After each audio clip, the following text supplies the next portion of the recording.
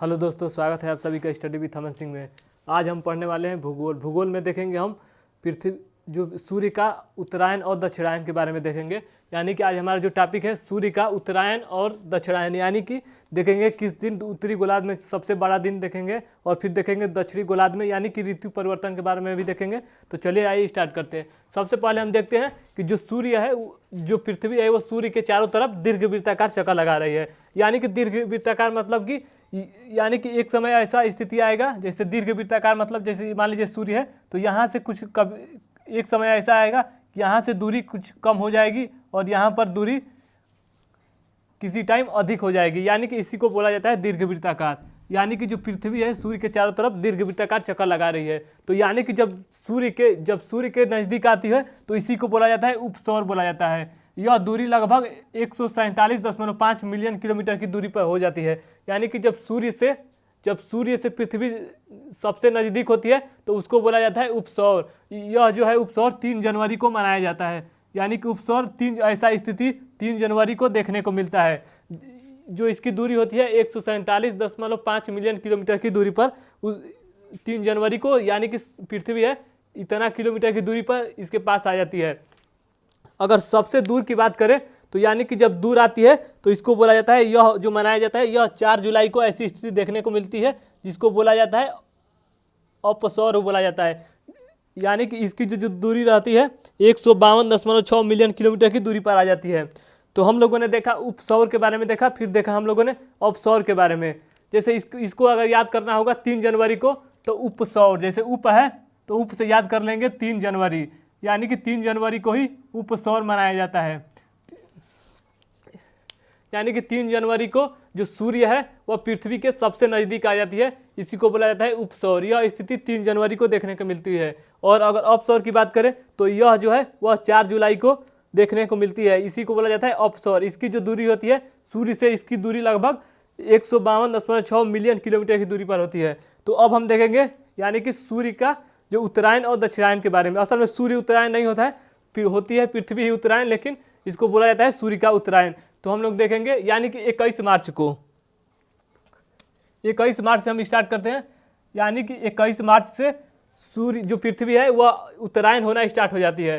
यानी कि 21 मार्च से सूर्य है वह उत्तरायण होना स्टार्ट हो जाती है। यानी कि 21 मार्च को सूर्य की जो किरणें हैं वह विषुवत रेखा पर लंबवत पड़ती है।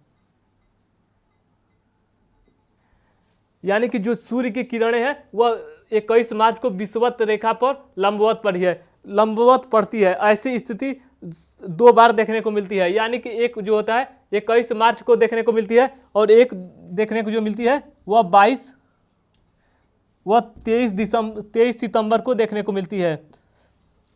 यानी कि 2 स्थिति में सूर्य की जो किरणें हैं वह विषुवत रेखा पर यानी कि 0 डिग्री लाइन पर लंबवत पड़ती है।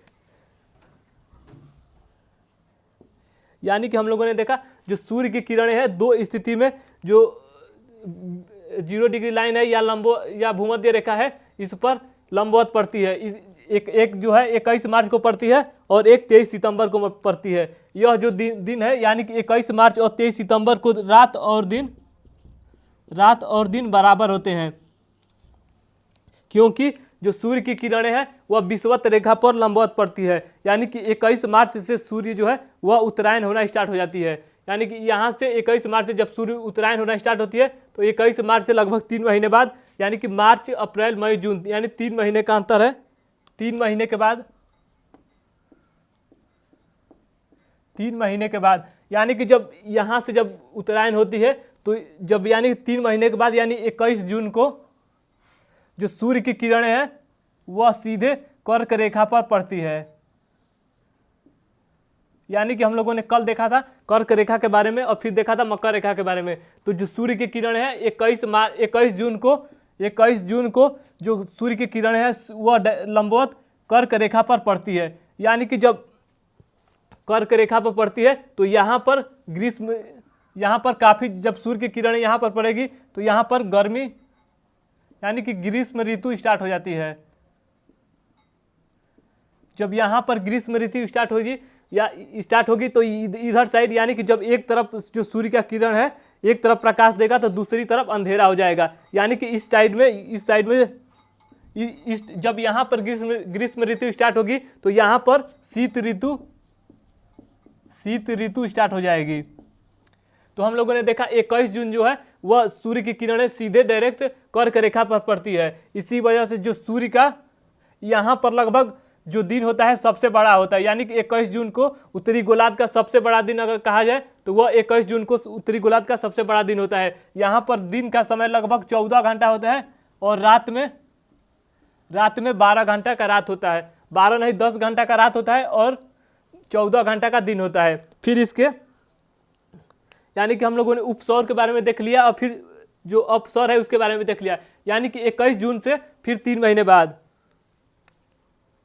यहाँ पर जो है वह 3 महीने का ही समय है। 3 महीने बाद यानी कि 3 महीने बाद फिर जो है वह विषुवत रेखा पर यानी 0 डिग्री लाइन पर फिर लंबवत पड़ता है। तो यहाँ से फिर इसके 3 महीने बाद यानी कि सितंबर, अक्टूबर, नवंबर, दिसंबर, फिर इसके 3 महीने बाद जो पृथ्वी है वह दक्षिणायन होना स्टार्ट होती है और यहाँ से लगभग यहाँ से जो सूर्य की किरणें हैं, यहाँ से जो सूर्य की किरण है वह मकर रेखा पर पड़ती है। और इसी कारण से जब एक तरफ जब अंधेरा हो जाएगा तो दूसरी तरफ यानी कि यहाँ पर जो स्थिति होगा जो उत्तरी ध्रुव है यह अंधेरा में आ जाएगा और जो यहाँ पर है यहाँ पर जो है दक्षिणी गोलार्ध में ग्रीष्म यानी कि दक्षिणी गोलार्ध में गर्मी स्टार्ट हो जाएगी और जो उत्तरी गोलार्ध होगा, उत्तरी गोलार्ध यानी कि भारत लगभग यहाँ पर है, तो इस समय यहाँ पर ठंडी जैसी यानी कि शीत ऋतु यहाँ पर स्टार्ट हो जाएगी। और फिर यहाँ से लगभग 3 महीने बाद यानी कि दिसंबर के बाद फिर यही प्रक्रिया चलती रहती है। तो यहाँ से फिर दिसंबर के बाद 21 मार्च को स्टार्ट हो जाती है। यानी कि हम लोगों ने देखा अगर बात करें उत्तरी गोलार्ध का सबसे बड़ा दिन तो वो 21 जून को होगा। अगर दक्षिणी गोलार्ध का सबसे बड़ा दिन की बात करेगा तो वह है 22 दिसंबर को दक्षिणी गोलार्ध का सबसे बड़ा दिन माना जाएगा। तो हम लोगों ने देखा उपसौर के बारे में देखा, फिर हम लोगों ने देखा अपसौर के बारे में देखा, फिर हम लोगों ने देखा 21 मार्च से जो पृथ्वी है वह उत्तरायण होना स्टार्ट हो जाती है और 3 महीने बाद लगभग 21 जून जो है वह सूर्य की किरणें कर्क रेखा पर लंबवत पड़ती है, इसलिए इसे 21 जून को सबसे बड़ा दिन माना जाता है। यानी उत्तरी गोलार्ध का सबसे बड़ा दिन 21 जून को, अगर दक्षिणी गोलार्ध का सबसे बड़ा दिन की बात करेगा तो वह 22 दिसंबर को होगा। और जो 21 मार्च है और 23 सितंबर है यहाँ पर जो सूर्य की किरणें है वह लंबवत पड़ती है, यानी कि 0 डिग्री लाइन पर लंबवत पड़ती है, इसलिए 21 मार्च और 23 सितंबर को दिन और रात बराबर होता है। अगर 22 दिसंबर की बात करेगा तो यहाँ पर लगभग अगर दिन की बात करेगा तो यहाँ पर 10 घंटे का दिन होता है और रात 14 घंटे का होता है। यानी कि यहाँ पर दिन छोटा हो जाता है और रात बड़ी होने लगती है अगर उत्तरी गोलार्ध की अपेक्षा बात करेगा तो हम लोगों ने देखा जो दक्षिणी गोलार्ध है उसका सबसे बड़ा दिन 22 दिसंबर है और उत्तरी गोलार्ध का सबसे बड़ा दिन 21 जून को है।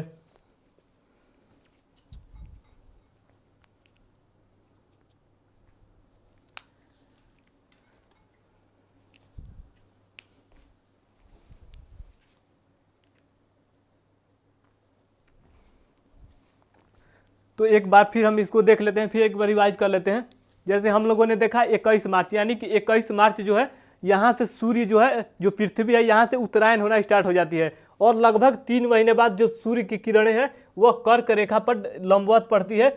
यहाँ से जब यानी कि 6 महीना यहाँ से लेकर 21 मार्च से 23 सितंबर तक जो उत्तरी गोलार्ध है यहाँ पर इसको प्रकाश मिलता रहता है। यानी कि जो ये वाला ऊपर वाला साइड है, ये वाला साइड, यहाँ पर प्रकाश उत्तरी गोलार्ध में 6 महीने तक प्रकाश मिलता रहता है और यहाँ पे जो यानी कि दक्षिणी गोलार्ध है यहाँ पर अंधेरा रहता है। इसलिए जब यहाँ पर ग्रीष्म ऋतु स्टार्ट होता है तो यहाँ पर शीत ऋतु स्टार्ट हो जाती है और फिर जब यही घूमकर यानी कि यहाँ पर मकर रेखा पर पड़ता है और फिर आगे चलकर यहाँ पर भूमध्य रेखा पर पड़ता है, फिर आगे चलकर यहाँ पर मकर रेखा पर पड़ता है। यानी कि जब यहाँ पर जब प्रकाश ध्रुव यानी कि दक्षिण साइड में जब पड़ता है तो यहाँ पर ये जब पृथ्वी घूमती है तो इधर वाला जो साइड है वह यानी कि यहाँ पर जब ग्रीष्म ऋतु स्टार्ट होती है तो यहाँ पर शीत ऋतु स्टार्ट हो जाती है और फिर लगभग 3 महीने बाद यही प्रक्रिया होती है। फिर 21 मार्च को सीधा लंबवत पड़ती है। तो हम लोगों ने इसके बारे में देखा। कल हम देखेंगे, यानी कि इसके आगे हम देखेंगे पृथ्वी की उत्पत्ति के बारे में, यानी कि ग्रहों